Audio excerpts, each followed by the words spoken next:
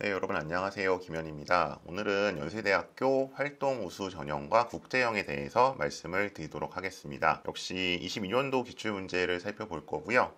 지난번 영상에서 말씀드렸던 연세대학교 추천형과 유사한 형태를 기본적으로 띄기 때문에 그것과 대비되는 점들 중심으로 정말 중요한 내용들만 말씀을 드리도록 하겠습니다. 우선 이 활동우수형 오전 문제 볼 건데요. 기본적인 구도는 같습니다. 지금 보시는 것처럼 일단 제시문 가나다라 4개로 되어 있고, 가나다는 텍스트형 제시문이고 라는 역시 자료가 들어가 있는 걸 보실 수 있습니다. 연대는 20년, 21년, 22년 거의 이 문제가 고정적인 패턴으로 나오고 있고요.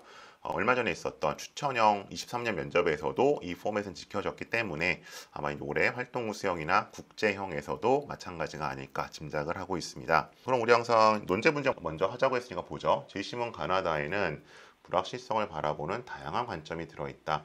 제시문을 비교 분석하시오라고 되어 있습니다.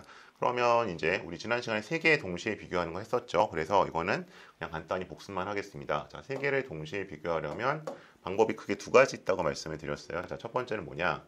A형, 단일 기준에 대해서. 그러니까 여기 이제 불확실성이란 키워드를 줬으니까. 그래서 뭐 불확실성을 긍정적으로 보는 순서 혹은 부정적으로 보는 순서에 따라서 뭐 순서대로 얘기를 해주면 되겠죠. 이렇게 가는 방법이 하나가 있고, 자, 두 번째 방법은 이제 단계별로 구분하는 방법이, 비교하는 방법이 있다고 했습니다. 그래서 일단 이걸 1단계에서는 어떻게 돼요? 가장 이질적인 거 하나와 유사한 둘 놓고 한 다음에 다시 두 번째로 요 유사한 2개를 비교하는 방법이 있습니다. 이런 2가지 방법 중에서 본인이 더 자신 있고 확실한 혹은 빠르게 할 수 있는, 시간이 중요하니까 특히 연대는 방법을 취해 달라고 말씀을 드렸고요. 자, 2번으로 가죠. 제시문 라의 조사 결과를 분석하고 이를 제시문 가나와 연결해 설명하라 그랬습니다. 그러면 이건 평가는 아니니까, 평가는 OX로 딱 방향성이 나와야 되지만 설명은 핵심적인 키워드만 연결을 해주시면 되는 거거든요. 그러면 이건 이제 논제가 크게 2부분이잖아요, 그죠? 이렇게 큰 이제 쉼표에서 하나가 나눠지니까 첫 번째는 일단 라를 분석해야 되고, 이 분석 내용 중에서 이것 중에 뭔가 가랑 연결되는 부분은 어느 부분이고, 그 다음에 나랑 연결되는 부분은 어느 부분인지 정도만 설명을 해주시면 되겠죠. 그래서 라를 분석해 보시면 가장 눈에 띄는 걸 좀 보실 수 있으니까, 상대적으로 초고등학교 5학년은 어떤 직업을 선호한다? 벤처기업가와 연예인과 뭐 프로운동 선수 쪽을 더 선호하네요. 그리고 이제 이게 고등학교 2학년들 같은 경우에는 여기 나와 있는 교사와 공무원을 더 선호한다.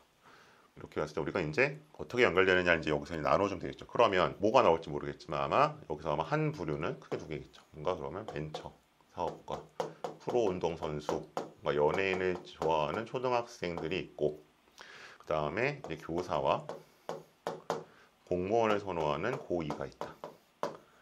이제 이 2가지가 아마 하나는 가로 연결이 될 것이고 하나는 나로 연결될 것이다. 그러니까 이제 이게 기본적인 어떤 그 문제의 패턴이에요. 2개가 나오고 이쪽도 2개가 있으면 하나하나 연결시켜 주셔야 된다. 그래서 제가 이제 수업을 할 때 항상 말씀드리지만 제시문이라는 것은 결국 하나의 1차 방정식과 같다. 그래서 1차 방정식 이렇게 나오면 결국 하나씩 연결해 주셔서 해를 찾아야겠죠. 그런 방식으로 갈 것이고, 그러면 제시문을 이제 여러분이 보시면 되겠지만 대략적인 것만 제가 잡고 가면 가에서는 이제 어떤 얘기를 하고 있어요? 불확실성에 대해서 이제 뭐 회피하려는 경향이 있고, 이거는 나이를 먹을수록 이제 비례한다. 뭐 이제 이런 얘기를 아마 잡으실 수 있을 거예요. 그렇게 어렵진 않습니다, 이 문제. 그 다음에 나에서는 뭐를 하고 있어요? 여기서 이제 기업가 정신을 얘기하고 있는데, 이 기업가 정신은 어떤 거에서 나온다는 거냐 하면 이제 그 위험을 무릅쓰는 거, 불확실성을 회피하지 않는 거, 위험을 감수하는 걸로 간다고 되어 있죠. 그럼 이제 어떻게 연결이 되겠어요? 나이가 조금 상대적으로 더 들어있는 이쪽 고등학생 나이가 벌수록 이제 불확실성 회피 요거랑 아마 연결이 돼서 요걸 설명할 수 있을 것이고, 그 다음에 요런 직업들을 성취하는 초등학생들은 마치 이제 기업가 정신이 있는 것처럼 굉장히 위험을 감수하는 성향을 보인다. 이 정도 설명해 주시면 충분한 문제였던 것 같습니다. 자, 그렇게 이제 오전 문제를 마무리할 수 있을 것 같고요. 그 다음으로 오후 문제로 한번 가보도록 하겠습니다. 기본적으로 3자 비교하는 거 꼭 기억해 두시고요. 즐겨서 나오는 문제입니다. 자, 보시면 뭐 커넥티비티 얘기 나오고, 우리 논제 먼저 봐야죠. 논제 가겠습니다. 가나다를 연결의 관점에서 비교 분석하여 논하시오. 똑같네요, 그죠? 그럼 이건 뭐 굳이 설명드릴 필요 없을 것 같고, 역시 연결의 측면에서 비교 분석. 이거 가끔 문제 질문하는 친구도 있는데, 그럼 비교만 하라고 할 때 분석까지 하라는 건 다르냐? 실질적으로 우리가 수행해야 되는 것들은 마찬가지. 그냥 분석은 그냥 따라오는 말이라고 보셔도 무방할 것 같고요. 2번 제시문 라의 그래프를 분석한 후 핵심 내용과 연결 지어라. 그러면 이제 얘는 이제 여러분 개요표가 좀 달라질 수 있는데, 첫 번째는 일단 라를 분석해야겠죠. 그다음에 이때는 이제 여러분이 나란히 쓰시는 게 편할 거예요. 그럼 제시문 각각과 연결해야 되니까 뭔가 가나다의 핵심 내용과 연결을 지어야겠죠. 그래서 실제로 뭔가 메모장에 뭐 아직도 스크립트를 다 쓰시는 분은 없죠. 8분 안에 그렇게 쓸 수도 없고 쓰면 읽게 되니까 뭐 1번은 굳이 할 필요는 없을 것 같고, 라를 한번 가보면 아주 단순하게 보면 결국 이 표가 말하는 거는 한 가지죠. 경증 환자한테는 효과가 있었는데, 그죠? 이쪽 측면에서 중증 환자한테는 악화된 경우가 더 많았다. 그럼 이제 크게 봤을 때 이 경증에는 뭔가 개선이 많았고, 중증 경우에는 오히려 이제 악화된 경우가 많았다는 거죠. 이런 경우고요. 이제 이거는 뭐 문제를 보시면 아시겠지만 기본적으로 이제 뭐 미디어나 가상현실 이런 얘기를 하고 있는데, 그럼 여기서 주요 내용과 연결 지어라. 그럼 간을 한번 쭉 보시면 여러분이 여기서 뽑아내시는 내용은 어쨌든 이 가상현실이라는 것이 뭔가 연결의 확장을 통해서 상당히 긍정적인 역할을 한다라는 걸 잡으실 수 있을 것 같고요. 제시문 나에서는 뭐 이게 긍정 부정성 방향은 좀 안 잡히는 것 같고, 여기서 이제 어떤 얘기를 하고 있냐면 뭔가 불일치가 발생해서 가상현실 멀미가 발생한다. 그러니까 이제 오감 중에서 이제 뭐 시청각은 그 가상현실에 빠져 있는데 촉각이나 후각은 아니면 이제 좀 이게 사람이 혼란이 올 수 있다, 이런 얘기죠. 그다음에 다루 가시게 되면은 여기는 이제 그 뭔가 미디어와 보도에 의해서 전쟁이 아예 왜곡되는 현상을 나타나죠. 그러니까 왜곡되는 건 이건 안 좋은 거죠.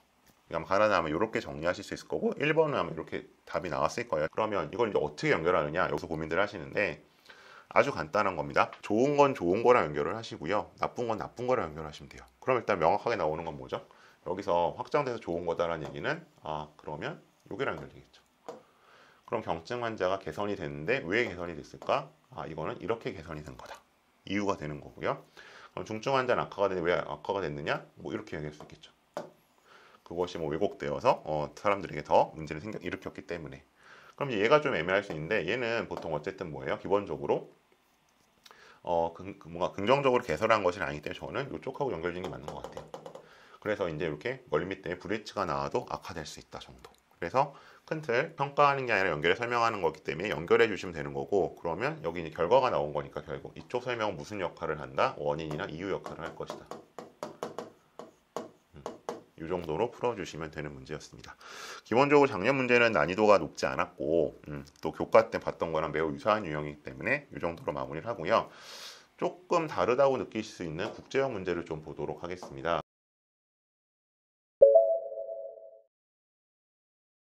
국제형은 이제 영어 제시문이 들어간다는 차이는 있는데 뭐 사실은 비슷해요. 그래서 제가 이제 주로 학생들하고 공부할 때 어떤 얘기를 하냐면 이렇게 생겼죠. 그래서 가제시문 가 있고, 나가 이제 영어 제시문이 보통 하나 들어가죠. 두 개가 들어간 해도 있지만 보통 하나입니다. 그 다음에 뭐 한국어 제시문, 그 다음에 라는 또 역시 표.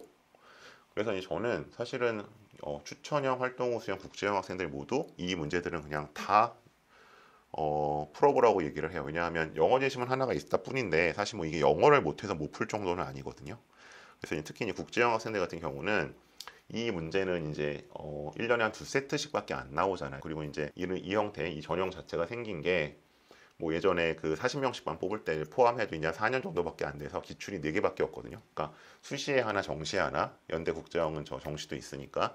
그래서 그 문제만 풀어보지 마시고 다른 추천형이나 하루형 풀어보시고, 마찬가지로 이제 활동 우수형 준비하는 친구들도 이 국제형은 풀어봤으면 좋겠다.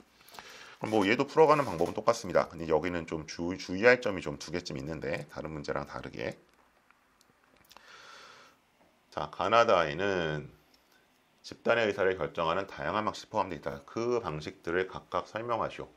자, 여기서 살짝 고민을 좀 하셔야 될 것 같아요. 제가 이거를 지난 추천 전형 때 너무 좀 어려울 것 같아서, 아니면 뭐 알아서 하시는 학생들이 그 말씀을 안 드렸었는데, 이거는 그냥 각각 설명하라는 거죠. 지금 어떤 말이 없어요? 비교란 말이 없어요. 그래서 이제 이것들을 그냥 가나다를 그냥 가는 이렇고요, 나는 저렇고요, 다는 이렇고요 라고 설명하고 끝나요.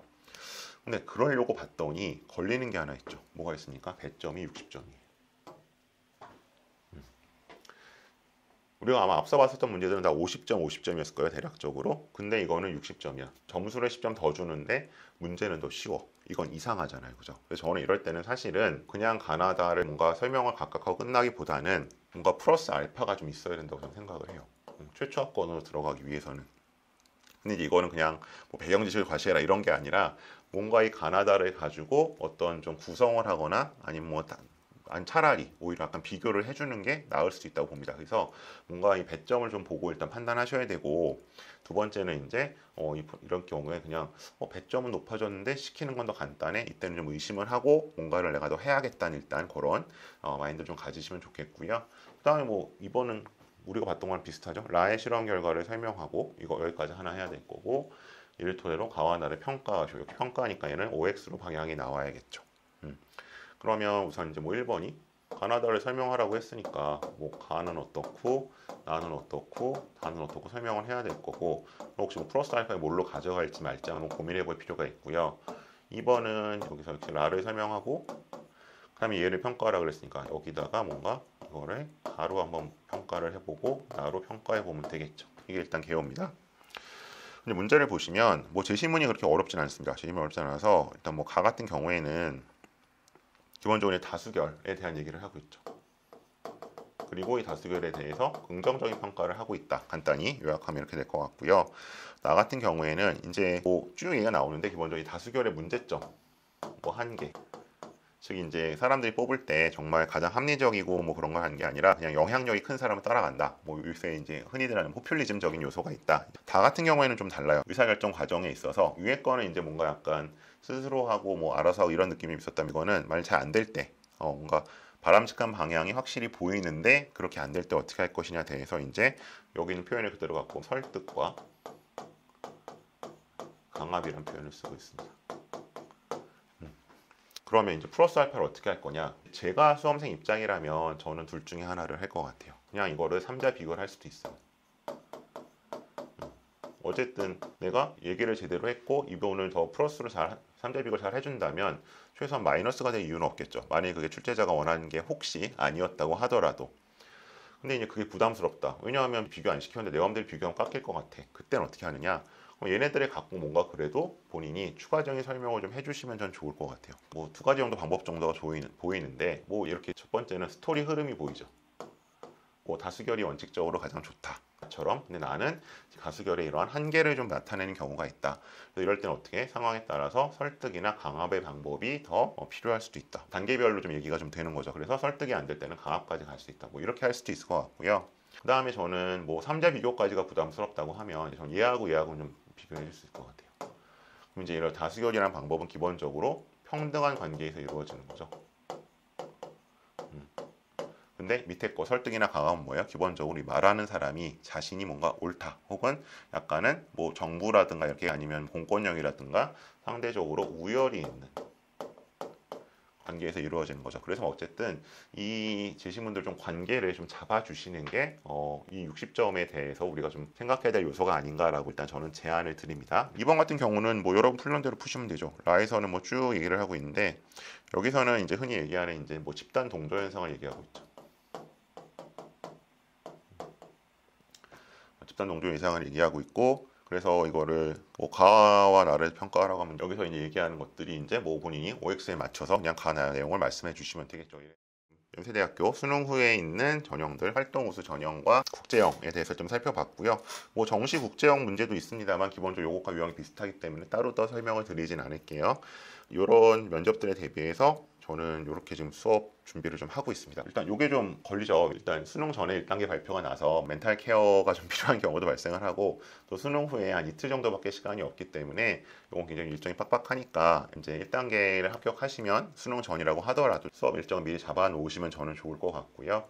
그 다음에 이제 여기 나와 있는 국제형, 이건 한 7일 정도 아마 시간이 있을 것 같은데, 마찬가지로 예를 들어서 뭐 준비를 좀 해오셨다면 한 3번 정도로 정리가 될 것 같고, 그 다음에 준비 안 되었다면 어쨌든 일주일 다 투자를 해야겠죠. 여기 기출이 몇 개 없다니 왜 이렇게 많아라고 하시는데, 저는 기본적으로 연대 추천형, 그 다음에 활동 우수, 국제형은 이제 같은 세트로 봐서 문제를 쭉 돌리기 때문에 아마 요 문제들만 기출만 다 보고 가셔도 뭔가 면접 때문에 원하는 결과를 얻지 못하는 일은 없을 것 같습니다.